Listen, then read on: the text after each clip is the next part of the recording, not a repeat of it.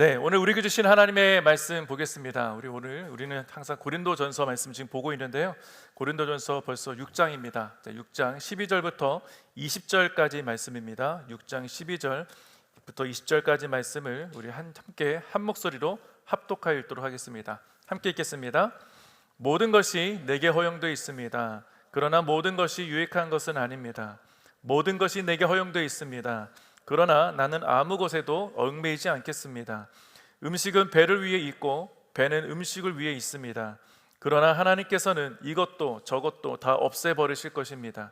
몸은 음행을 위해 있는 것이 아니라 주를 섬기라고 있는 것이며 주께서는 우리 몸을 위해 계십니다. 하나님께서 주를 살리셨으니 또한 그 능력으로 우리도 살리실 것입니다. 여러분은 여러분의 몸이 그리스도의 몸의 한 부분인 것을 알지 못합니까? 그런데 내가 그리스도의 지체를 떼내어 창녀의 지체를 만들 수 있습니까? 결코 그럴 수 없습니다. 창녀와 연합하는 사람은 그녀와 한 몸인 것을 알지 못합니까? 말씀하시기를 둘이 한 육체가 될 것이다 라고 했습니다. 그러나 주와 연합하는 사람은 영적으로 주와 하나가 됩니다. 음행을 피하십시오. 사람이 저지르는 죄마다 자기 몸 밖에 있으나 음행하는 사람은 자기 몸의 죄를 범하는 것입니다. 여러분의 몸은 성령의 전입니다. 여러분은 하나님께로부터 성령을 받아 여러분 안에 모시고 있습니다. 여러분은 자신의 몸이 자기 것이 아니라는 사실을 알지 못합니까? 하나님께서 값을 치르고 여러분을 사셨습니다. 그러므로 여러분의 몸으로 하나님께 영광을 돌리십시오. 아멘. 네, 오늘 우리 함께 말씀 나눌 이 말씀의 제목은 성령이 거하시는 거룩한 몸입니다. 아마 이 말씀을 좀 대하면서 읽으시면서 어떤 말씀을 함께 나누게 되겠구나 라는 것을 아마 대략적으로 짐작하셨을 것 같아요. 자, 우리는 지난 시간에 이 고린도전서 5장의 말씀을 함께 나누었죠. 5장의 말씀을 잠깐 짧게 축약해 보면 우리 서로를 사랑하라고, 서로를 사랑으로 거룩하게 지켜야 할 공동체가 있다는 것을 함께 나누었죠. 그리고 무엇보다도 죄에 대해서 무감각한 그 영적 무지에 빠지지 않도록 조심하라는 말씀도 배웠습니다. 그래서 하나님 앞에서는 우리는 거룩을 드러내는 지체들이라는 것들을 기억하며 이 땅을 살라는 말씀을 나누었죠. 그런데 그런 거룩을 지켜 행하는 저희 지체들 가운데 때로는 거룩을 드러내지 못하고 오히려 교회를 혼란스럽게 하는 사람들이 있다라는 말씀을 우리 지난번에 경고의 말씀 들으면서 그들을 어떻게 해야 되느냐, 권징하고 권면하고 치리하라는 말씀도 우리 함께 나누었습니다. 그러면 권징, 치리, 뭔가 좀 엄격해 보이는 어떤 그 율법적인 느낌이 들긴 하는데 그 목적이 뭐였는지를 혹시 기억하실 겁니다. 그렇게 권징하고 치리하는 목적은 그가 회복되길 바라는 것이고 또한 사랑의 권면이라는 것을 함께 나누었죠. 자, 오늘 본문은 이제 거룩한 공동체로 부름받은 저와 여러분들이 자칫 오해할 수 있을 것들을 함께 바로잡을 수 있는 교훈들이 조금 담겨져 있습니다. 자, 먼저는 하나님의 말씀을 바로 보지 못하고 내 멋대로 해석하는 사람들이 종종 있습니다. 그러니까 내 멋대로 해석하지 않도록 조심할 수 있는 이 방편을 오늘 교훈해 주고 있죠. 그리고 만약에 여러분들 가운데 하나님께 말씀을 읽을 때 혹시 묵상할 때 내 마음대로 해석하는 것들, 무조건 그게 나쁘다, 이게 이상하다 이런 것이 아니라 내 입맛대로 번역하는 것들이 종종 있어요. 내 입맛대로 해석하는 것. 여러분, 우리가 사람들과 대화할 때 아마 저 사람은 그런 마음으로 이런 얘기를 할 거야 라고 내가 판단할 때가 있지 않습니까? 그러니까 하나님의 말씀은 내가 감히 판단할 수는 없는 말씀들이 꽤 많이 있습니다. 그럴 때 우리는 말씀을 읽을 때 정말 조심해야 하거든요. 그래서 내 입맛대로 말씀을 해석하다 보면 자칫 내가 권징의 대상이 될 수도 있다. 교회를 흔들어버리고 교회를 분열케 되는 그런 상황까지도 갈 수 있게 되는데 오늘 성경은 바울이 뭐라고 그것을 경고하느냐? 너는 거룩한 몸을 더럽히는 일이다. 그렇게까지 경고하고 있다는 것이죠. 그래서 하나님 앞에서 우리의 더러운 죄를 드러낸 음행하는 것으로는 더 큰 죄를 저지를 수 있기 때문에 이러한 것을 경고하고 있는 말씀이 오늘 본문입니다. 자, 그러면 교회는 잘 알듯이 어떤 모양으로든 우리는 성숙한 문화가 있어야 합니다 라는 것들을 아마 알고 계실 거예요. 그럼 더 성숙한 성도들의 모습은 과연 뭐냐? 그럼 누구는 성숙하고 누구는 미숙하냐? 그렇게 얘기할 수도 있을지도 모르겠습니다만 하나님의 거룩을 드러내야 하는 책임이 있는 저와 여러분이라면 우리들은 성숙한 모습을 갖고 있는 사람이다. 그 생각 가운데 있는 사람들은 나는 성숙한 그리스도인이다 라는 것을 성경을 알려주고 있다는 것이죠. 그러니까 여러분, 우리가 예수를 믿으면 조금 조심스럽게 살아야지, 조금 이렇게 살면 좀 안 되지 않을까, 그런 생각 자체가 우리는 이미 조금 더 성숙한 사람의 모습이라는 것입니다. 자, 여러분, 우리가 처음에 고린도 지역이 어떤 지역이었는지 혹시 기억나십니까? 오늘 처음 오신 분들은 혹은 함께 나누지 못해서 잘 모를 수도 있는데, 이 고린도 지역은 어떤 곳이었나, 이게 처음으로 한번 돌아가 볼게요. 뭐 말씀을 다 읽지는 않겠지만, 당대에 쾌락을 추구하고 음행이 판을 쳤던 아주 문란했던 지역이 어디였냐라고 꼽는다면 그 중에 하나가 고린도 지역이었습니다. 그곳에 아프로디테라는 그 신전이 있었죠. 가장 꼭대기, 모든 사람들이 다 지켜볼 수 있은, 저기 뭐가 있어, 신전이 있어라고 할 수 있을 만한 가장 높은 곳에 아프로디테 신전이 있었습니다. 자, 아프로디테 신전 앞에서 뭘 했냐, 그 안에서 어떤 일이 있었느냐, 우리 성경을 얘기하는 것, 바울이 얘기하는 것, 창녀가 나옵니다. 그 신전 안에 누가 있겠냐? 창기들이 있었다는 것이죠. 합법적으로 이 창녀들이 그 안에서, 그러니까 성녀라고, 그러니까 이 신과의 교접이라고 해서 합법적으로 교접하게 만드는 그런 것이 있었다는 거예요. 얼마나 많은 사람들이 그곳에 있겠습니까? 쾌락 문화에 빠질 수밖에 없는 그런 문화였다는 것이죠. 그 앞에서 음행하는 창녀들이 있었기 때문에 오고 가다가 지나다 보면 누가 보이겠습니까? 성도들에게도 다 노출되겠죠. 내가 믿는 사람이라 할지라도 다 지나가게 돼 있는 겁니다. 저기 가면 뭐가 있고, 사람들이 그 산 위에 올라가면 뭐 할지를 다 이미 알고 있는데, 우리의 마음속에 자칫 유혹이 있지 않겠습니까? 그죠? 그런 것을 경고하고 있는 것입니다. 그런데 참 어처구니가 없는 것은, 바울의 입장에서는 이 고린도 지역, 이 고린도 교회는 자신이 정말 몇 수년 동안 헌신하고 세웠던, 말씀을 양육했던 교회인데, 그 교회 안에서 어떤 일이 벌어졌느냐, 초창기 말씀에서는 무슨 아볼로파냐, 뭐 예수파냐, 이렇게 갈라졌지만, 오늘 말씀을 보니까 그 안에서도 의견이 분분한 것이, 원래 우리 문화가 그 아프로디테 신전 앞에서 그런 거 한 거 아니냐, 뭐 나라가, 국가가 뭐 신전 앞에서 창기들과 함께 교합하는 것을 허락했는데 괜찮지 않느냐, 교회 안에서 그게 분분했다는 거예요.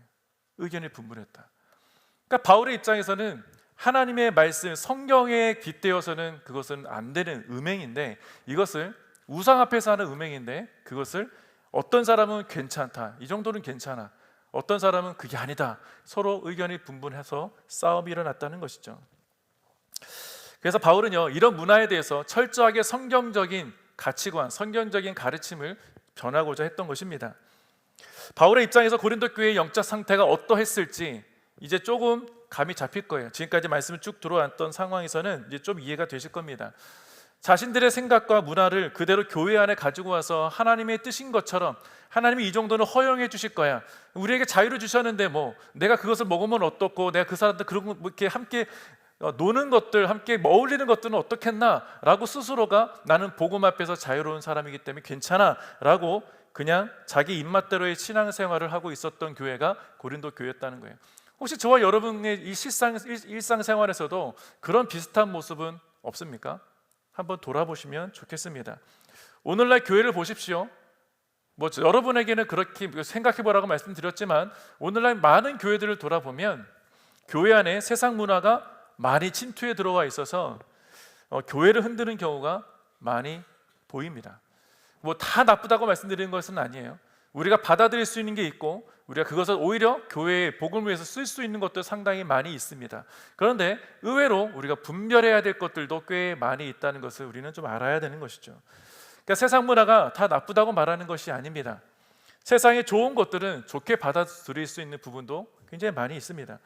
근데 우리가 받아들일 때 가장 먼저 생각해야 될 게 무엇이겠습니까? 이 문화가 우리가 받아들일 때 정말 하나님께 영광이 되느냐, 하나님께서 가장 기뻐할 만한 일이냐, 기뻐할 만한 것이냐 라는 것을 우리가 생각해 봐야 하지 않겠습니까? 저 어렸을 때는요, 저런 빔이 없겠죠. 어렸을 때 여러분 혹시 어렸을 때 교회가 좀 가난하거나 저랑 비슷한 나이 또래 있으셨으면, 빔이나 OHP가 아니라 궤도를 했었던 적이 있었습니다. 궤도란 말을 아십니까? 혹시 아시는 분은 다 나이가 있으신 분들인데, 그냥 이런 이만한 큰 일절지에다가 손으로 써가지고 같이 보는 거예요. 옛날에 뭐 칠판도 없었고 아무것도 없었던 시대, 그때 종이로 써서 노래도 부르고 찬송가라고 하고 이렇게 했던 적이 있었습니다. 그때는 그게 제일 앞선 시대였어요. 세상에 나가서 세상의 뉴스에서도 그 궤도가 없었습니다. 그런 게. 근데 교회에서는 한 발 앞서서 갑자기 OHP 필름으로 글 져가지고 이렇게 앞에 화면 띄우고 그렇게 먼저 앞질러 갔던 게 교회였습니다. 그때 당시 교회가 이런 걸 해야 되냐 말아야 되느냐, 세상 사람들이 교회에 이런 게 있어? 막 되게 신기해하면서 교회에 왔던 기억이 있어요. 그런데 어느 날부턴가 이제 교회가 완전히 뒤처지게 되는, 문화에 뒤처지고 쫓아가기에 바쁜 그런 시대에 와 있지만, 저는 그게 굉장히 좀 마음이 아프기도 합니다. 왜 쫓아가야 하느냐? 세상에 어떤 문화가 좋은 것도 있겠지만 굳이 쫓아가지 않아도 되지 않겠나? 저도 한 20, 30대, 40대를 보낼 때는 앞서가야 됩니다. 이게 굉장히 많았어요. 근데 앞서간다고 좋은 것은 아니더라.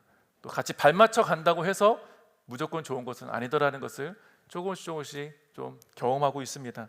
여러분은 아직은 같이 가는 게 좋지 않을까 이렇게 생각하시는 분도 계실 수 있을지 모르겠는데, 어찌됐든지 간에 우리가 하나님의 말씀을 좀 잘 안다면, 또 하나님 말씀 앞에 잘 살아가고 있다면 조금은 한 걸음 뒤에서 가도 괜찮겠다라는 생각도 하게 될 겁니다. 자, 그렇다면 사도 바울이 말한 것, 우리가 13절 말씀에서 12절 말씀에서 모든 것이 내게 허용되어 있으나 모든 것이 가지 않다, 허용되지 않았다, 이 말뜻은 무엇일까? 우리 12절 말씀을 다시 한번 제가 읽어보겠습니다. 모든 것이 내게 허용되어 있습니다. 그러나 모든 것이 유익한 것은 아닙니다. 묻는 것이 내게 허용되어 있습니다. 그러나 나는 아무 곳에도 얽매이지 않겠습니다. 자, 사랑하는 성도 여러분, 우리가 잘 알듯이 세상에는 정말 보기 좋은 것들이 참 많이 있어요. 교회 안에 있으면 저거 교회 안에 가져오면 참 좋을 법한 그런 것들이 참 많이 있습니다. 저도 요즘 전 TV 잘 보진 않지만 어떤 사람들이 이게 좋은 거였다고 알려주면 교회 참 좋겠는데 라고 생각드는 것들이 참 많이 있어요. 그런데 아까도 말씀드렸던 것처럼 우리가 가장 먼저 좋은 거라고 생각할 때 생각해 봐야 할 것들이 있다면 하나님의 영광, 하나님 뜻과 이게 어떤 상관이 있느냐, 또 한 가지 이것이 우리 공동체에서는 어떻게 좋은 영향력이 있을까라는 것을 생각할 수밖에 없다는 것이죠. 근데 만에 하나라도 하나님의 영광을 드러내는 것에 흠이 있다면, 혹은 여러분 관계 속에서 이것이 문제가 될 만한 것이라면 가지고 들어와서는 안 되지 않겠습니까? 오히려 교회를 분열시키고 흔드는 도구가 될 수 있기 때문이죠. 혼란을 가질 수 있는 것들은 사실은 교회는 사전에 차단해야 합니다. 죄가 조금이라도 들어올 틈을 우리는 만들어서는 안 되는 것이죠. 우리가 지난 시간에 들었던 말씀들 가운데 하나가 죄에 대해서는 차단하라고 사전에 미리 끊어내는 것이 필요하다는 말씀도 함께 나누었던 기억이 있을 겁니다. 죄는 크든 작든 어떤 모양으로든 우리가 함께 할 수 없기 때문이죠. 그래서 틈을 줘서는 안 되는 것입니다. 그래서 죄는 철저하게 차단할 수 있다면 차단하는 것이 좋습니다. 왜냐하면 적은 누룩이 큰 빵덩어리를 부풀게 한다는 말씀을 배우지 않았습니까? 그런 것처럼 작은 죄 이거 하나는 괜찮겠지, 이 정도는 하나님 눈 감아주시지 않겠나, 그런 것들이 죄를 키우게 된다는 것입니다. 고린도라는 음란한 지역 한가운데에 왜 하나님께서 교회를 세우셨습니까? 왜 그렇게 세우셨을까요? 더러운 잿덩어리 그 지역을 예수 그리스도의 공동체, 거룩한 공동체로 세우고자 하는 하나님의 비전이 있지 않았겠습니까? 그 지역을 완전히 변화시키고자 하는 하나님의 마음이 있었던 것이죠. 마찬가지로 이 브룩라인에 왜 위윈체플이 세워졌겠는가, 왜 이곳에 청년교회를 세우셨을까? 바로 여러분을 통해서 이 지역이 거룩하게, 혹은 여러분의 직장과 학교에서 여러분을 통해서 그곳이 거룩하게 되기를 바라시는 하나님의 마음이 있기 때문 아니겠습니까? 여러분 어디 있든지 간에 우리는 하나님의 사람이라는 것을 잊지 말아야 하는 것이죠. 복음을 제대로 아는 사람이라면 세상의 관습을 따라가지 않습니다. 쫓지 않습니다. 세상 사람들이 다른 사람 다 가는데 너는 왜 안 가? 라고 한다 할지라도 하나님이 말씀하지 않았기 때문에 나는 거기를 가지 않는다라는 것을 분명히 말씀할 수 있어야 되지 않겠습니까? 혹시 여러분 가운데 혹시 복음에 대해서 오해하고 계시는 분이 계실 수도 있습니다. 그 오해를 속히 풀게 될 수 있기를 저는 간절히 바랍니다. 복음이 우리를 자유케 한다는 것, 예수님 말씀하셨어요. 진리가 너희를 자유케 하리라 라고 말씀하셨기 때문에 우리가 예수를 믿으면 내가 지었던 모든 죄들이 나를 올가매지 못한다, 모든 죄로부터 나는 용서받았기 때문에 어떤 죄를 져도 상관없다라는 오해를 이 사람들을 했다는 것이죠. 교회가 율법적이어서는 안 되겠지만 성경에서 말씀하시는 하나님의 법은 우리가 지켜야 합니다. 그 중에 중요한 요소가 있다면 무엇일까요? 오늘 말씀 보니까 눈에 많이 들어오는 단어 중에 딱 한 단어, 거룩이 좀 들어옵니다. 거룩. 당연히 거룩의 반대는 뭡니까? 더러움이죠. 우리 주변에는 우리들을, 저와 여러분을, 거룩한 저와 여러분을 더럽힐 만한 요소들이 많이 있지 않습니까? 그 중 하나가 오늘 본문 말씀에 의하면 음행이라는 거예요. 음란이다. 사실 우리가 생각하기에는 이 정도는 괜찮지 않을까라는 것들이 꽤 많이 있습니다. 세상 사람들은 이 정도는 괜찮아, 누구나 다 하는 거야 라고 우리를 속이죠. 그 애매한 것들이 또 있을 때가 있습니다. 이게 맞나 틀린가? 그 애매한 것들 가운데 있다면 여러분, 우리는 어떻게 해야 됩니까? 애매할 때는 저는 통과합니다. 섣부른 판단하기 쉽지 않아서 자칫하면 죄가 될 수 있기 때문에 이건 좀 애매하다 싶은 거는 제 자녀들에게도, 제 아내하고도 얘기하다가, 야, 그거는 내가 볼 때는 애매하면 하지 않는 게 맞는 것 같아, 그냥 안 해버리는 것이죠. 마음이 조급할 수 있어요. 이거 하지 않으면 뭔가 문제가 생길 것 같은 그런 마음이 들 때도 있지만, 하나님께서 말씀하신 것과 내가 믿고 있는 예수 그리스도의 그것과는 조금 애매하다 생각이 들면 내려놓는 것도 지혜일 수 있습니다. 무엇이 옳고 그른 것을 잘 모를 때는 안 하는 것이 몸에 좋다는 거예요. 괜히 잘못해서 하나님께 죄를 짓는 것보다 낫지 않습니까? 자, 그렇다면 왜 성경은 그 중에 하나 툭 떼서 성적인 문란함과 음란에 대해서 부정하게 생각하고 그것은 거룩을 훼손하는 것이다 라고 지적하고 있는지를 한번 살펴보겠습니다. 13절 말씀을 볼게요. 음식은 배를 위해 있고 배는 음식을 위해 있습니다. 그러나 하나님께서는 이것도 저것도 다 없애버리실 것입니다. 몸은 음행을 위해 있는 것이 아니라 주를 섬기라고 있는 것이며 주께서는 우리 몸을 위해 계십니다. 아멘. 자, 당연히 상식적인 말을 바울은 먼저 던집니다. 자, 배가 왜 있느냐? 배는 당연히 음식을 먹기 위해서 있는 것이고 음식은 배를 위해 있는 것이다 라는 말을 하고 있어요. 여러분, 우리 배가 고프면 어디를 갑니까? 당연히 음식을 찾죠. 바보가 아닌 이상 당연한 상식적인 말을 바울은 왜 했을까? 음식이 우리의 배고픔을 해결해 주는 것 당연한 이야기인데, 자, 음식이라는 것이 단순히 그냥 디스플레이 해놓고 그냥 눈으로만 봐 라고 하면 무슨 소용이 있겠습니까? 내가 지금 당장 배고픈데. 그러니까 진열상이 아니라는 것이죠. 무엇보다도 우리 앞에 펼쳐진 모든 것들, 여러분이 필요하다고 했던 모든 것들이 눈앞에 있을 때는 의미가 있지 않겠습니까? 의미가 다 있다는 거예요. 아무것도 의미 없이 하나님이 저와 여러분을 위해서 그냥, 야, 나무가 있어, 그래서 새가 다녀, 그냥 봐, 이게 아니라는 것이죠. 하나하나가 다 저와 여러분에게는 의미가 있는 창조물이라는 것 아니겠습니까? 그런 의미에서 바울은요, 저와 여러분의 몸을 가리켜서 함부로 해서는 안 되는 존재라는 것을 분명히 이야기합니다. 다시 말하면 머리끝부터 발끝까지 하나님이 저와 여러분을 손으로 직접 하나하나 요밀조밀 창조하셨는데 다 의미가 있다는 거예요. 제가 이번 주에 이제 그 면허증을 갱신을 했어요. 드라이브 라이선스 갱신하는데 제가 하도 오랜만에 드라이브 라이선스 갱신해가지고 이게 눈을 봐서 시력 검사하는 게 있지 않습니까? 눈 보는데 세 번째 라인을 읽으세요 하는데 제가 도저히 못 읽겠는 거예요. 알고 봤더니 제가 안경을 벗고 있었어요. 왜냐하면 안경 벗고 사진 찍어야 되니까. 안경 벗고 사진을 찍고 다시 안경 쓰라고 해주면 좋겠는데 쓰란 말을 안 해서 저도 모르게 그냥 봤어요. 아무것도 안 보인다고. 제가 끝까지 안 보인다 그랬으면 아마 저 갱신 안 됐을 거예요. 그래서 제가 그분한테 다 블루밍 된다 그랬더니 I'm sorry, 글이 쓰라고, 안경을 쓰라고 하더라고요. 안경 쓰고 해야 되는지 몰랐던 것이죠. 저에게는 안경이 의미가 있습니다. 너무 필요한 것이기 때문이죠. 자, 그런 것처럼 여러분에게도 분명히 필요한 모든 것, 어떤 것이 필요하든, 여러분 직장에서든 가정에서든 여러분 누군가의 관계 속에 필요한 것이 있다면 다 의미가 있기 때문에 만나는 것이고, 의미가 있기 때문에 그 안에 있고, 의미가 있기 때문에 전공하는 것 아니겠습니까? 자, 그런 의미에서 우리의 몸도 마찬가지라는 거예요.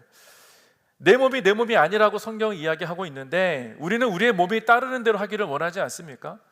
바울은 너의 몸이 아니라는 것을 알지 못하느냐라는 말에 때로는 왜 내가 내 몸이 내 몸대로 하겠다는데 왜 못하게 막아? 불만이 있겠죠. 불편하죠. 짜증이 나기도 할 때도 있습니다. 아마도 포스트 모더니즘의 영향으로 많은 사람들이 개인주의에 빠져서 더 그렇다고 많은 사람들이 얘기하기도 합니다. 그래서 이것 때문에 더 나아가 권위주의를 무시하게 되는 경향까지 짙어지게 된 시대를 우리들이 살고 있다고 이야기하는 사람도 있어요. 자, 그런데 오늘 본문은요, 오늘날 이야기가 아니라 언제 이야기입니까? 최소한 1500년 더 이상, 1500년이 뭡니까? 2000년 전 이야기가 오늘날 이야기처럼 들려지는 이유가 무엇이겠습니까? 그때나 지금이나 성적인 타락이나 자신의 몸을 무분별하게 생각하고 판단해서 사용하는 사람들이 여전히 지금도 있다는 것 아니겠어요? 바울은요, 그래서 우리의 몸에 대해서 분명하게 정의를 내려주고 있습니다. 뭐라고 얘기하느냐? 몸은 음행을 위해 있는 것이 아니라 주를 섬기라고 있는 것이다. 그렇게 정의를 내리고 있어요. 그리고 무엇보다 주님은 우리 몸을 위해 계시다는 말씀까지 덧붙이고 있습니다. 그러니까 우리의 몸은 그냥 내 몸이 만들어진 것이 아니라, 주님이 창조해 주셔서 그냥 있게 하신 것이 아니라 예수 그리스도, 주님과 관계가 있는 몸이라는 것을 이야기하고 있는 것이죠. 우리 오늘 선말찬을 했습니다. 이 선말찬을 통해서 우리가 예수님이 십자가만을 묵상하는 것이 아니라 내가 떡과 잔을 먹고 마시면서 주님과 관계가 되는 거예요. 한 몸이 되는 것이죠. 그 연합이라고 얘기하지 않습니까? 자, 어떻게 관계가 있다는 말이냐? 14절을 보겠습니다. 14절, 하나님께서 주를 살리셨으니 또한 그 능력으로 우리도 살리실 것입니다. 아멘. 자, 뭐라고 말씀하시는가? 하나님께서 예수 그리스도를 살리신 것처럼 그분의 능력으로 저와 여러분을 또한 살리실 것이라고 말씀하고 있습니다. 다시 말해서 부활의 주님을 경험하고 믿음으로 고백한 모든 성도들, 그 고백하는 성도된 우리들에게 거룩한 부활의 몸으로 참여하게 해주시겠다는 주님 약속 아니시겠습니까? 아닙니까? 그러니 어떻게 저와 여러분의 몸을 함부로 더럽힐 수 있겠느냐라고 바울이 이야기하고 있는 것이죠. 경고의 메시지로 들립니다. 자, 로마서에도 바울은 이런 얘기를 했어요. 로마서 6장 4절 5절 말씀을 보면, 그러므로 우리는 그리스도의 죽으심과 연합해 세례를 받음으로써 그분과 함께 묻혔습니다. 이는 그리스도께서 아버지의 영광으로 인해 죽은 자들 가운데서 살리심을 받은 것처럼 우리도 또한 새 생명 가운데서 살리게 하려는 것입니다. 우리가 그리스도의 죽으심과 같은 죽음으로 그분과 연합한 사람이 됐다면 분명히 우리는 그리스도의 부활하심과 같은 부활로도 그분과 연합한 사람이 될 것입니다. 아멘. 우리 지금 누구와 연합한 사람입니까? 그리스도와 연합한 사람이에요. 그럼 우리 안에 누가 있는 겁니까? 예수가 있는 거죠. 그러면 하나님이 우리 안에 계시다는 것은 우리가 어떤 존재라는 거예요? 거룩한 존재라는 것 아닙니까? 그런데 거룩한 존재가 어떻게 더러움과 함께 할 수 있느냐라는 말씀을 하고 있는 것이죠.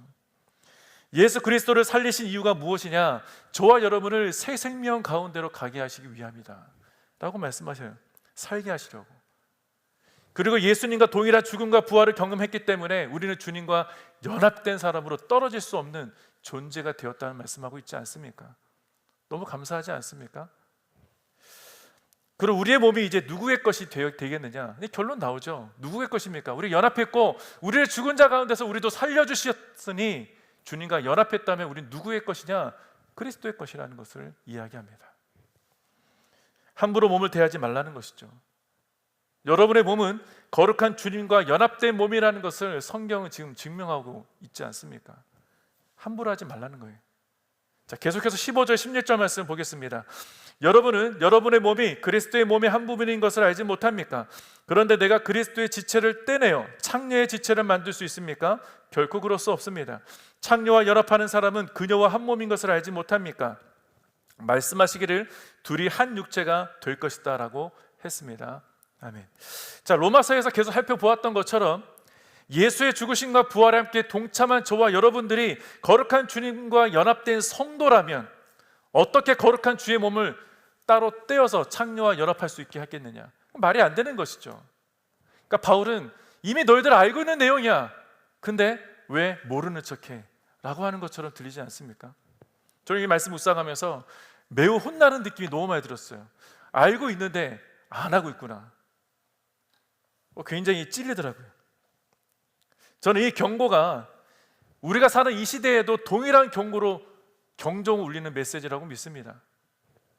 바울은 하나님께서 남자와 여자가 결혼함으로 둘이 한 육체가 된다는 말씀하신 것을 근거로 이 말씀을 하고 있는 것이죠. 모든 죄와 함께하는 것, 어떤 모양으로도 죄의 모양과 함께하는 것은 그리스도의 몸을 더럽히는 것이다.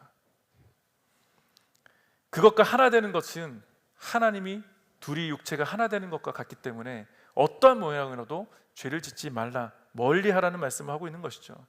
그러니까 아프로디테 신전에서 창기로 있는 여사제들과 매일 몸을 합치는 그런 음란한 문화 속에 마음을 빼앗기지 말라는 경고 아닙니까? 여러분의 눈의 시선을 빼앗기게 하는 것은 무엇입니까? 뭐 성적인 거 말고 다른 것도 많이 있잖아요. 우리는 성경이 그것을 이야기하고 있으니까 거기에 포커스 맞춰진 것처럼 보이지만, 여러분의 시선, 하나님께 시선을 고정하지 못하고 다른 곳에 시선을 고정하게 하는 것들은 다 비슷한 거예요. 자, 성도된 믿음의 자녀들이 그런 문화에 빠져서 그들과 함께 한다는 것도 있을 수 없는 일 아니겠습니까? 많은 분들이요, 내가 복음을 알고 예수 그리스도를 완전히 믿고 있기 때문에 나는 어떤 곳에 있다 할지라도 이겨낼 수 있고 극복할 수 있어. 그것이 죄에 가득한 곳이라 할지라도 이겨낼 수 있다고 하는 사람들은 난 많이 봤습니다. 제가 한국에 있을 때 어떤 청년이, 나는 정말 예수를 너무 잘 믿고 있기 때문에 아무도 나에게 누가 와서 나를 이렇게 흔들어도 나는 결코 흔들리지 않을 것입니다. 그리고 자기는 클럽에 가서도 나는 흔들리지 않을 수 있어요. 어떻게 됐겠습니까? 만신창이가 되고 왔어요. 저는 너무 화도 났지만 저는 가지 말라고 분명히 막았거든요. 그 유혹 속에 견딜 수는 있을지 몰라도 그게 넘어질 수 있게 만드는 게 사단의 전략이라는 것을 왜 모르냐? 여러분, 우리는 내 마음, 여러분의 삶을 자신하지 마십시오. 내가 아는 지식을 너무 자신하시는 것은 잘못된 것입니다. 우리는 연약한 존재들이에요. 어떤 상황에서도 우리는 흔들릴 수 있다는 것을 아셔야 됩니다. 우리를 흔들지 않도록 막아주시는 분이 성령님이신데 왜 굳이 죄 안에 들어가가지고 이겨내보겠다고 쓸데없이 그게 가십니까? 안 갈 수 있는데도. 저도 지난 20년, 20살, 30대 때 참 그런 어처구니 없는 실수를 참 많이 했어요. 친구들이 같이 가자고, 가면 안 되는 곳인 걸 아는데 설마 나한테 그렇게 하겠어? 어떤 용기가 있었는지 모르겠지만 얼마나 저를 유혹하고 얼마나 저를 넘어뜨리게 하고 얼마나 저를 조롱하는지 몰라요. 이것도 못하냐. 저 회사 다닐 때도 마찬가지였습니다. 회사 다닐 때도 제 위에 바로 상사가 장로님이셨어요. 그런데 회식 자리에서 이 한잔하는 걸 보면서 제가 괜찮나? 그분이 하시는 말씀이 아니라 옆에 있는 과장님이, 야, 우리 사장님도 교회 다니시고 옆에 차장님도 교회 다니시는데 괜찮아, 교회 다니면서 한잔 할 수 있어. 제가 술을 마신다고 뭐라 하는 게 아니라 그런 말을 들어야 한다는 게 난 너무 화가 났어요.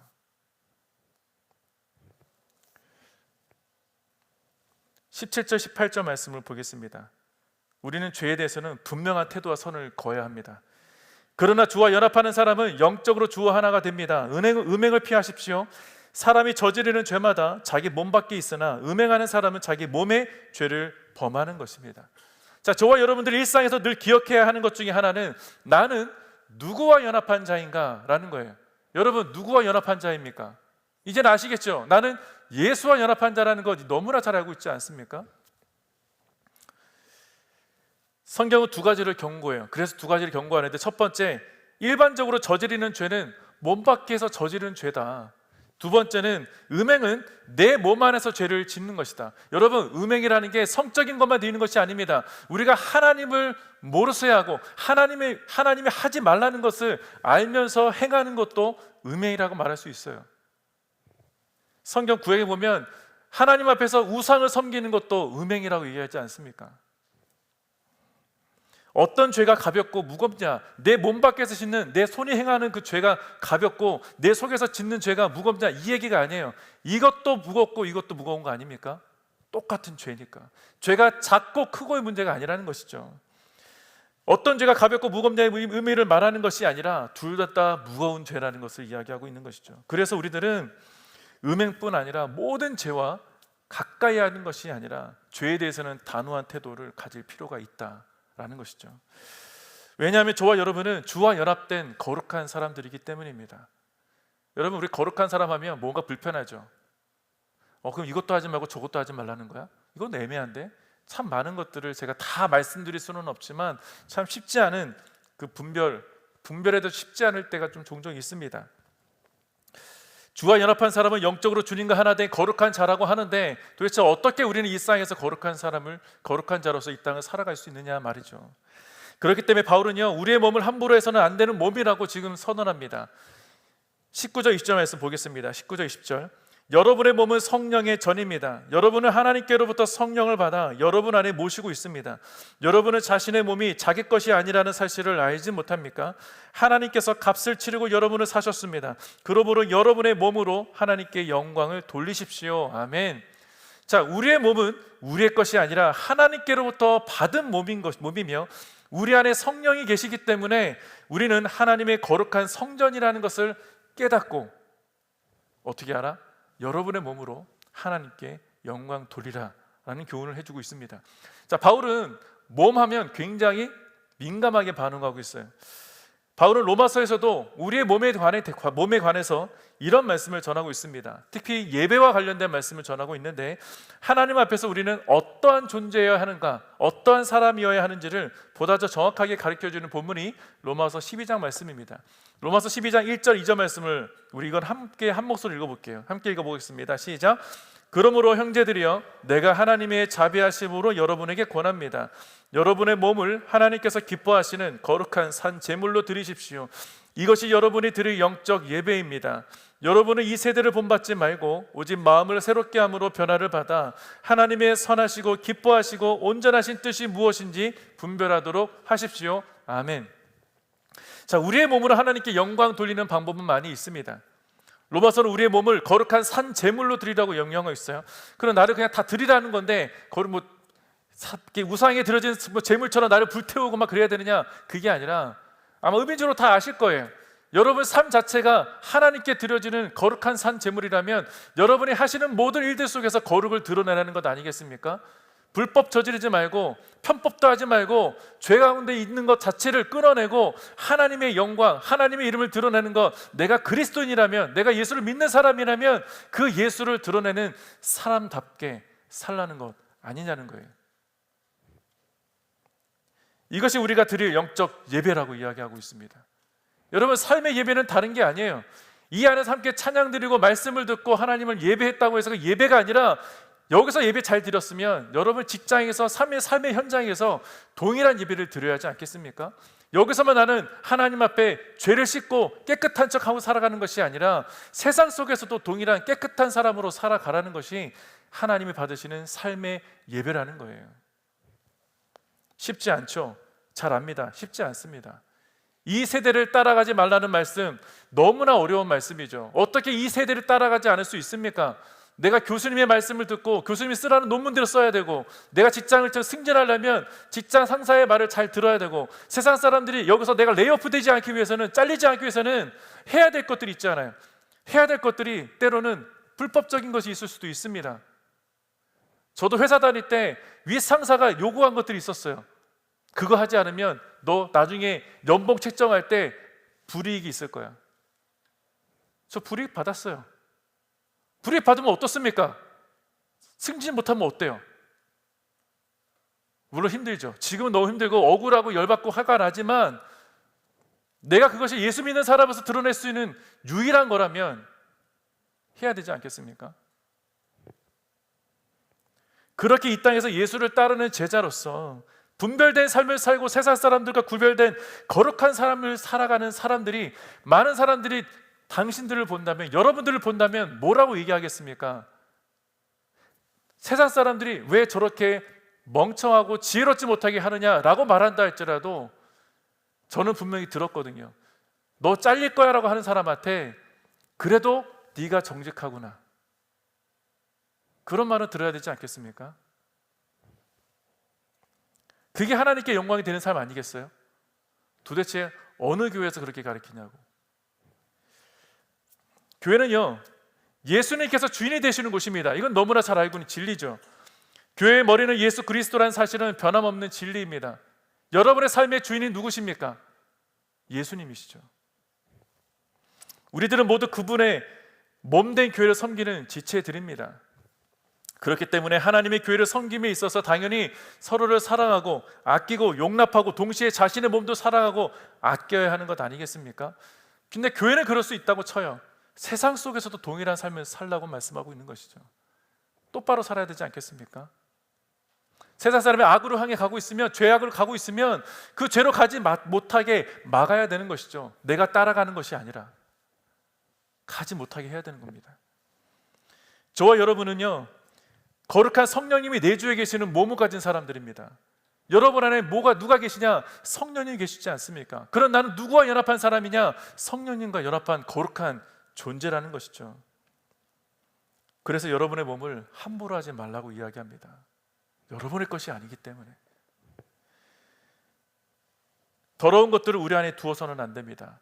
그게 적은 누룩이라고, 정말 작은 거라 할지라도 내가 그것과 함께하는 것은 끊어낼 수 있는 용기가 있기를 축복합니다. 죄는 끊어내야 하는 것이죠. 어떤 모양으로든 죄와 함께하는 것은 여러분의 거룩함을 빼앗길 수 있는 것이라는 것을 기억하시기를 축복합니다. 로버트 멍어라는 사람이 쓴 책이 하나 있어요. 아마 여러분 1:1 제자 양육을 하면서 미국에서는 잘 이렇게 책을 구하기가 어려우니까 읽으란 말을 잘 못하지만 내 마음 그리스도의 집이라는 책이 있습니다. 영어로 번역했기 때문에 영어 책을 구할 수 있긴 하는데, 이 책의 내용을 보면요, 그리스도의 영혼을 집으로 묘사하고 있습니다. 저와 여러분의 마음을 이 집으로 묘사하고 있다는 것이죠. 각 방마다 설정을 통해서 깨달음을 주는 영적 교훈을 담고 있는 책입니다. 혹시 기회가 되시면 한번 보시면 좋을 것 같아요. 여러분들이 사는 집, 지금 현재 사는 집을 그려봐도 좋겠고, 그 집을 보면 물론 나는 스튜디오 사는데요, 방 하나밖에 없는데 그럴 수 있습니다만, 이 책 안에서는 큰 방이 있고 작은 방이 있고 부엌이 있고 또 마루가 있고 그리고 지하가 있습니다.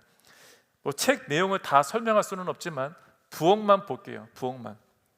우리 키친만 예를 들어보면, 자, 키친은 어떤 곳입니까? 음식을 하는 곳이죠. 음식을 하는 곳은 내 배고픔을 채워주는 곳이기도 합니다. 그러면 내 배고픔을 채워주는 것을 다른 말로 표현한다면 어떻게 표현할 수 있습니까? 음식을 탐할 수 있는 욕심을 만들어내는 곳이라고 할 수 있지 않겠습니까? 주방은요, 우리의 육적인 굶주림을 채워주는 공간이기 때문입니다. 영적인 굶주림이 우리 가운데 있는지를 그래서 살펴봐야 하는 것이죠. 내 영혼이 목마르고 내 영혼이 굶주려 있다면 우리는 누구를 찾아야 됩니까? 우리의 영혼의 양식이 되시는 하나님을 찾아야 되는데, 우리는 다른 것으로 채우려고 할 때가 너무 많이 있지 않냐는 거예요. 내 안에 끊임없는 그 샘솟는 욕심이 있지 않습니까?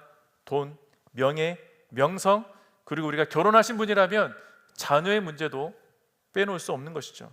그 또한 여러분이 한 걸음 성공하고 또 다음 단계를 계속 거쳐가면서 끊임없이 여러분은 굶주려 있을 겁니다.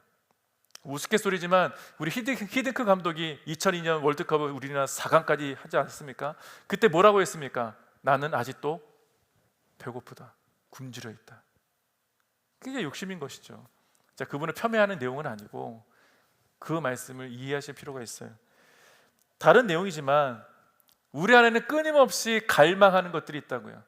그것이 어떤 성공이든 내가 저 자리 가 있어야지, 저 위치 가 있어야지. 저 위치까지 가기 위해서는 여러분, 정직하게 가는 사람이 얼마나 많이 있겠습니까? 저는 정직한 길로 가기를 바라지만 때로는 가다가 삐끗할 수도 있고 실수할 때가 있죠. 하나님 보시기에 아닌 것들을 할 때가 있을지도 모릅니다. 그것을 우리는 유혹이라고 하죠. 영원히 채워지지 않는 욕심이 가득한 주방이 우리의 삶 가운데 끊임없이 펼쳐질 수 있다는 것을 잊지 말아야 합니다. 우리의 만족은 그래서 오직 하나님께 있다는 사실을 우리는 늘 되뇌어야 돼요. 입술로 고백하고 머리 생각 깊은 곳에 우리는 박아야 되는 것입니다. 광야에서 충분히 먹을 것을 제공해 주셔서 하나님의 놀라운 은혜를 경험했던 이스라엘 백성들조차도 그런 죄 가운데 계속 있었지 않습니까? 하나님이 그렇게 끊임없이 공급해 주셨음에도 불구하고 잊어버린 것이죠. 그렇지만 우리가 정말 찾는 주방, 우리가 찾는 그 하나님, 우리의 영혼의 목마름과 배고픔을 다 채워주시는 그 하나님의 놀라운 은혜가 있는 주방으로 우리는 바꿔야 하는 것입니다. 여러분의 인생이 그렇게 바뀌길 축복합니다. 예수님이 어느 날 갑자기 찾아오신다면, 여러분의 방을 보고자 하신다면 여러분은 어떤 방을 내어드리겠습니까? 깨끗하게 치워진 방을 내어드리고 싶지 않겠습니까? 그런데 문을 한번 열어보세요. 내 방은 정말 예수님이 오시기에 참 좋은 방인지. 여러분 대부분 타지에서 살고 계시죠? 여기 보스턴 땅이 고향이신 분도 계시겠지만 대다수는 타지에 혹은 타국에, 한국에 부모님들이 계시고 여러분의 방이 있을 거예요.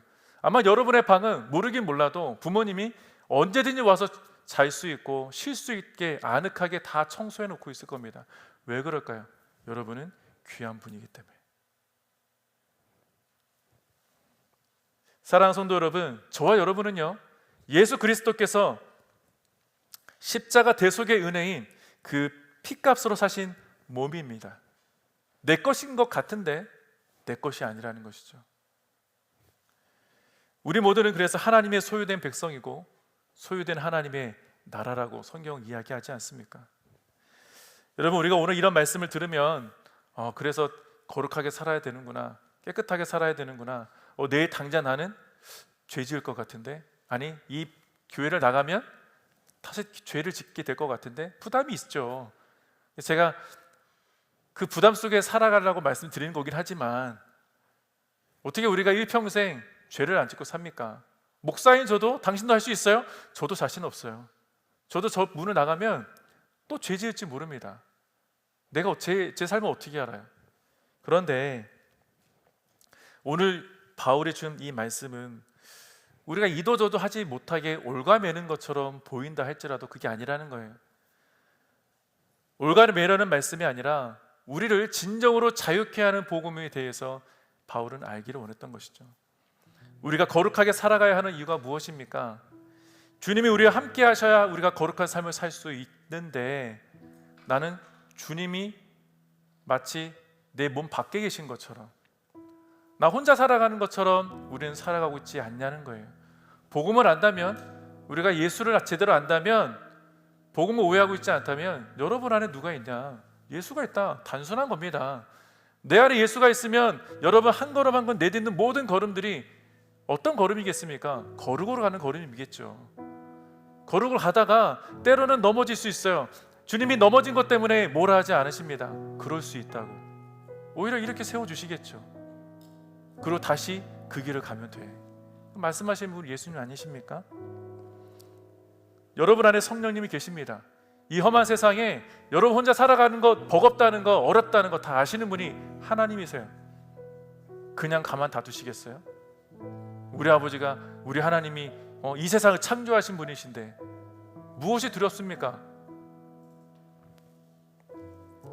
하나님이 거하시는 성령의 전이 저와 여러분이라면 주님은 우리 이 마음에서 떠나지 않겠다고 작정하신 분 아니십니까?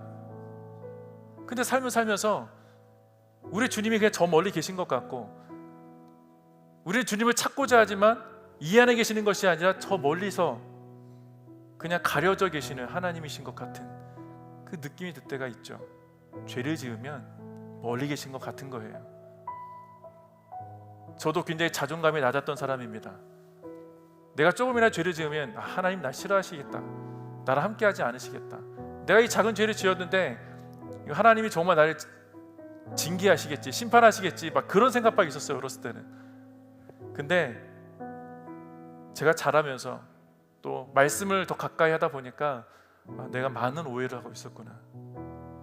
왜 하나님을 사랑이라고 이야기하고 은혜의 하나님이라고 이야기하고, 물론 정의와 공의 하나님도 계시지만 왜 하나님 향해서 사랑의 결정체라고 할까? 끊임없이 인내하시고 끊임없이 우리를 용서해 주시는 하나님이 우리의 아버지가 된다는 것이 전 너무나 어렸을 때 말로만 들었던 그 사랑이라는 것을 말씀을 통해 이제는 완전히 깨닫게 되었어요. 그러다 보니까 내 죄를 지적하시는 하나님이 아니라 내 안에 거하셔서 그 죄의 길로 가지 않도록 도우시는 분이시구나. 그리고 날마다 판단이 필요할 때 이게 바른 길인지 아닌 길인지, 내가 주님을 찾지 않을 때가 많이 있다는 것도 발견하게 되고, 그때마다, 위기 때마다 주님 어떻게 해야 됩니까? 내 안에 성령께서 말씀하시는 것을 저는 기다리겠습니다. 기다렸더니요, 시간은 오래 걸릴 수 있어요. 기다렸더니 주님이 가는 그 길을 보여주시더라고요. 세상은 끊임없이 저와 여러분을 유혹할 겁니다. 그럴 때마다 함께 기억했으면 좋겠어요. 나는 주님과 연합한 사람이고, 나는 거룩한 성령의 전으로 그 누가 나를 무너뜨리랴, 그 누가 나를 더럽힐 수 있으랴. 거룩함을 드러내는 그런 삶을 살기를 축복합니다. 성령님이 기쁨이 되는 것이 내 삶인가? 나는 과연 성령의 전으로서 살아가고 있는가? 그것을 먼저 찾고 하나님께 묻는 저와 여러분이 되기를 축복합니다. 사랑하는 지체 여러분, 이번 한 주간 그래서 여러분의 삶을 한번 점검해 볼 수 있기를 바랍니다. 내가 보는 것들, 내가 가는 곳들, 내가 만나는 사람들, 내 모든 삶이 과연 성령의 전인 내 몸에 합당한 삶을 나는 과연 살고 있는지, 저 사람을 만나는 것, 내가 하는 모든 일들이 하나님과는 어떤 관계가 있는지 먼저 구할 수 있기를 바랍니다. 만약에 그것이 죄와 관련된 것이 발견된다면 용기를 내보십시오. 끊어낼 수 있는 용기를 내시길 바랍니다. 우리가 거룩하게 살 수 있는 것은 여러분의 의지력이 아닙니다. 성령께서 도우실 거예요. 끊어낼 수 있는 마음이 있다면 끊어내도록 도와주시는 분이 성령님이십니다. 왜 그럴까? 여러분 안에 성령님이 계시기 때문이죠. 그 성령과 함께 동행하는 우리 이번 한 주간 되시기를 주님의 이름으로 축원드립니다. 우리 함께 찬양하며 나가실 텐데요. 하나님이 선하시다라는 찬양이 있습니다. 제가 이 찬양을 참 들으면서 우리 박우정 자매가 오늘이 교인 아닙니까? 나의 하나님 찬양할 때 가사 작곡할 때도 참 하나님의 나라에 참 명확한 그림은 그려졌다고 생각을 하는데, 이 찬양 하나님의 선하시다는 이 찬양, 모든 약속 이루어 주신다, 우리와 늘 언제나 함께 하신다는 이 말씀이 너무나 복음적으로 들렸습니다. 이 찬양 하시면서 또 깊이 묵상하시고 또 하나님 은혜 아래 또 우리 함께 이번 한 주간 주님 붙들고 하나님의 선하신 가운데 나아가는 한 주간 되시기를 또 우리 함께 기도하면서 결단하는 시간을 갖기를 축복합니다. 우리 함께 찬양하십시다. 모든 것 들으시는 주, 신실한 그 영광, 신실한 그 영광 이곳에 임하네. 아멘. 회복을 약속하신 주, 엎드려 경배와 감사로 찬양해. 다시 한번 모든 것 들으시는, 모든 것 들으시는 주, 신실한 그 영광 이곳에 임하네. 회복을 약속하신 주, 회복을 약속하신 주, 엎드려 경배와 감사로 찬양해. 아멘. 하나님 선하시다, 하나님 선하시다, 하나님 선하시다. 주신 모든 약속 반드시 이루신다. 아멘. 그 사랑 영원하다, 그 사랑 영원하다, 그 사랑 영원하다. 그 앞에 나 혼자 버리지 않으신다. 아멘. 은혜를 베푸시는 주님, 은혜를 베푸시는 주, 인자와 자비가 죄의 삭을 끝내. 아멘. 높으신 그 위엄 앞에 세상 모든 권세 두려움에 떨고. 다시 한번 찬양합니다. 은혜를 베푸시는 주님,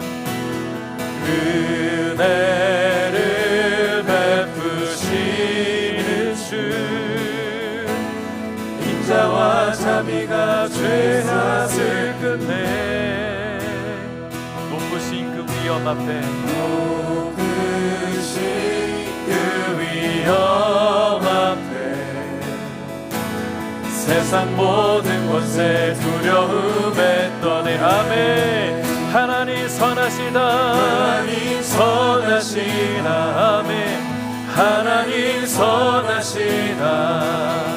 주한 모든 약속 반드시 이루신다. 그 사랑 영원하다, 그 사랑 영원하다. 주 앞에 나 혼자 바르지 않으신다. 하나님 선하시다, 하나님 선하시나, 하나님 선하시나, 주신 모든 약속 반드시 이루신다.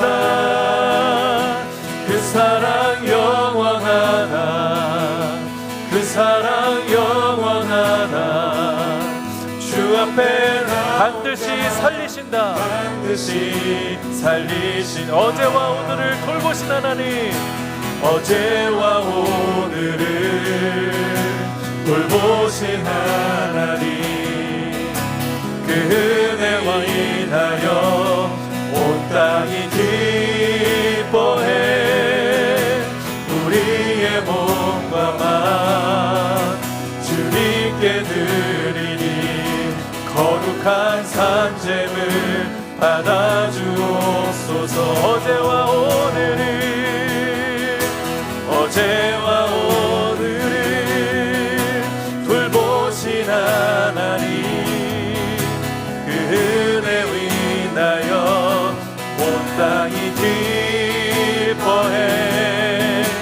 우리의 몸과 맘 주님께 드리니 거룩한 산재물 받아주옵소서. 하나님 선하십니다. 하나님 선하시다, 하나님 선하시다. 주신 모든 약속 반드시 이루신다. 하나님 영원하다, 그 사랑 영원하다. 주 앞에 나 혼자 버리지. 다시 한번 고백합시다.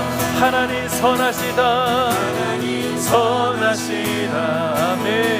하나님 선하시다. 주신 모든 약속 반드시 이루신다. 그 사랑 영원하다, 그 사랑 영원하다. 주 앞에 나 혼자 반드시 살리신다. 우리 시간 함께 기도하며 나아가십시다. 하나님, 주님의 그 사랑이 우리를 살리셨고, 또한 그분의 그 죽으심과 부활하심이 또한 우리를 살게 하시는, 또 새 생명 가운데 인도하여 주신 놀라운 그 능력이었음을 다시 한번 고백합니다. 하나님, 우리가 이 땅을 살아갈 때에 거룩한 하나님의 나라를 꿈꾸는 귀한 성도라는 사실을 잊지 않으며, 우리가 주님과 함께 연합한 자라는 것을 잊지 않으며 이 땅을 살아갈 수 있도록 주님 함께하여 주옵소서. 이 길을 걸어갈 때 하나님 많이 힘들 수 있습니다. 어려운 가운데 있을 수 있습니다. 그러나 주님, 오늘 말씀하셨던 것처럼 우리의 모든 것을 들으시는 하나님이신 줄로 믿습니다. 우리에게 은혜를 베풀어 주시는 하나님이신 줄로 믿습니다.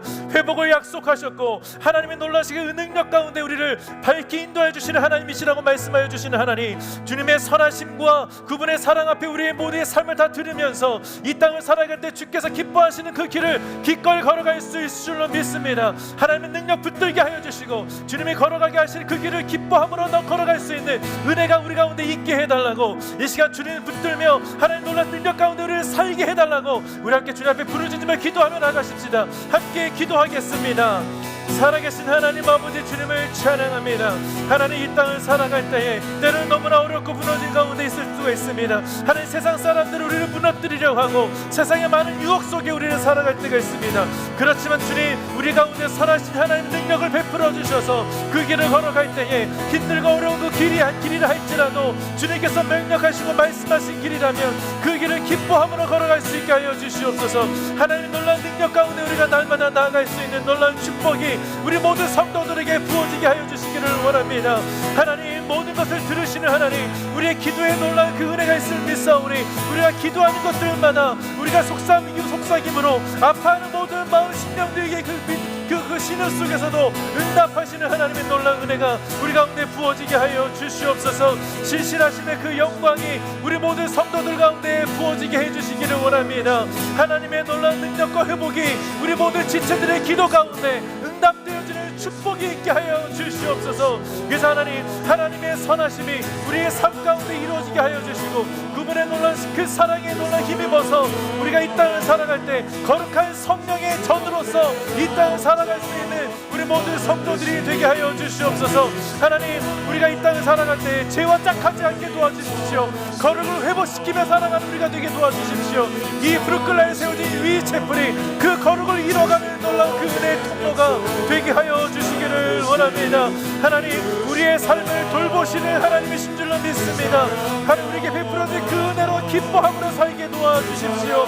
하나님, 주님 앞에 나온 자를 버리지 않으시고 반드시 살리시겠다고 약속하신 하나님, 우리의 몸과 마음을 주님 앞에 온전히 드리오니 우리를 삼재물로 삼아주신 하나님, 우리의 모든 것을 주님 앞에 드려짐으로 말미암아 거룩한 하나님의 놀라운 내 손길을 우리가 다 체험할 수 있도록 아버지 역사하여 주시옵소서. 아버지, 주님을 찬양하며 나아가오니 우리의 삶 가운데 함께 해주신 하나님의 놀라운 은혜의 산통로가 우리를 통해서 올라갈 수 있게 도와주시고 그 거룩이 온전한 이루어지며 거룩한 삶을 이루며 살아가는 우리 모든 지체들 다 될 수 있도록 아버지 인도하여 주시옵소서. 아멘. 하나님 선하십니다. 하나님 선하시다. 하나님 선하시다. 주신 모든 약속 반드시 이루신다. 그 사랑 영원하다. 그 사랑 영원하다. 주 앞에 나 혼자 버릇이 살리신다. 살아계신 하나님 아버지, 감사합니다. 주님, 오늘 우리에게 정말 하나님께서 말씀하시고 싶은 것이 무엇인지 우리 바울을 통해서 또 듣게 하여 주셨습니다. 하나님, 이곳에 모인 주님의 지체들이 말씀 하나 붙들고 나아갈 수 있게 하여 주실 때, 이 땅을 살아갈 때 이들이 힘들고 어렵고 억지로 버티는 인생이 아니라 하나님 말씀 붙들어 거룩한 삶으로 주께서 인도하여 주시는 성령의 충만하신 가운데 넉넉히 이기게 하시는 하나님의 손을 붙드는 우리 모두 지체들이 다 될 수 있도록 인도하여 주옵소서. 그래서 하나님, 승리의 길을 걸어가게 도와주십시오. 거룩한 삶을 살아갈 수 있는 놀라운 능력의 성도들이 될 수 있도록 인도하여 주옵소서. 세상은 우리를 가만히 두지 않을 것입니다. 우리가 주님과 연합한 자들이기 때문에, 거룩한 주의 자녀들이기 때문에 우리를 가만히 두지는 않을 겁니다. 그렇지만 주님, 담대하게 이 땅을 살아낼 수 있게 도와주십시오. 성령 붙들고 담대하게 하나님 우리를 유혹하게 하는 것들로부터 끊어낼 수 있는 힘과 능력이 성령 하나님께서 공급해 주시는 힘으로 이 모든 것을 끊어낼 수 있는 힘을, 능력을 소유한 자들이 바로 우리 자신이라는 것을 기억하며 살게 하여 주옵소서. 그 힘으로 이 땅을 살아가 승리의 길을 걸어가게 하여 주시고, 십자가의 능력으로 살게 도와주시고, 성령의 인도하심을 따라 이 땅을 살아가는 주의 성도들이 다 될 수 있도록 우리 위민체플 모든 지체들이 되게 하여 주시옵소서. 무엇보다도 우리가 서로를 사랑하게 도와주시고 거룩한 공동체로 계속 이 교회를 세워갈 수 있는 우리 모든 지체들 마음의 결단이 매일매일 있을 수 있도록 주께서 함께하여 주시옵소서. 감사드리며 존귀하신 예수님의 이름으로 기도하옵나이다. 아멘.